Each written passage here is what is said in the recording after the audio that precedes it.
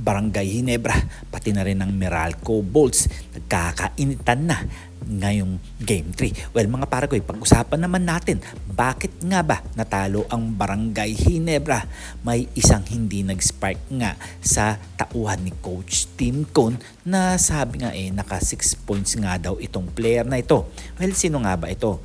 Pinag-uusapan nga dyan ay si Scotty Thompson. Well, ano nga ba talaga ang naiambag ni Scotty Thompson noong Game 2 nung naglaban nga sila ng Meralco Bolts? Dahil nga medyo nagkaroon nga ng problema, halos ibang player ng Gen Kings hindi nga nakapag-ambag, kaya hindi sila nanalo sa kanilang kalaban na Meralco Bolts.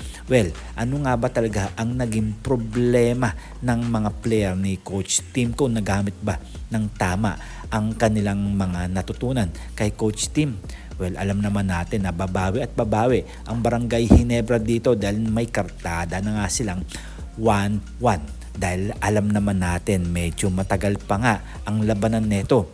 Well, alam naman natin na ang Meralco Bolts nga medyo nagpalit nga sila ng coaching staff na medyo bagay nga sa takbo ng Meralco Bolts ang kanilang bagong coach.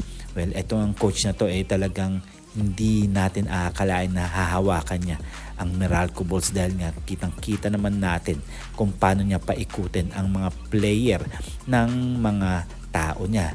Alam kaya niya kung paano magpaikot, lalo na kung kalaban nila ang Barangay Ginebra. Well, alam naman natin na parehas matatalino at magaling ang mga coach ng bawat team na to, lalo na si Coach Tim Cone at ang Meralco Bolts. Well, magkakaalaman yan pagdating sa Game 3 kung sino-sino nga ba talaga ang pwedeng ipasok ni Coach Tim Cone na kailangan na talagang lalaban. Katulad dyan nila Christian Standhardinger, pati na rin sila Japet Aguilar. Well, alam naman natin na lamang ang Barangay Ginebra pagdating sa height. Kung pag-usapan naman ng Meralco medyo kulang nga sila, pero bakit pa rin tinalo sila? Dumako naman tayo dito kay Stephen Holt. Well, yan nga ang sabi ni Homer Sison na magkakaroon nga ng trade dito. Well, kailangan na nga ba talaga nakunin ng Barangay Ginebra itong si Stephen Holt dahil alam naman natin na maganda ang inilalaro neto sa Terra Firma Jeep. Well, yun nga lang medyo malakas ang nakalaban nila kaya medyo natalo sila. Well, malay natin for the next season bumawi sila at makapasok na sila ng tuluyan.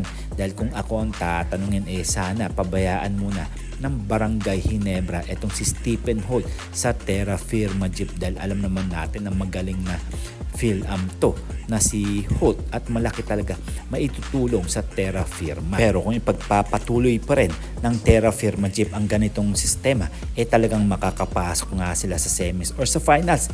Alam naman natin na nandyan lang sila Chongson, pati na rin ang kanilang mga veterano.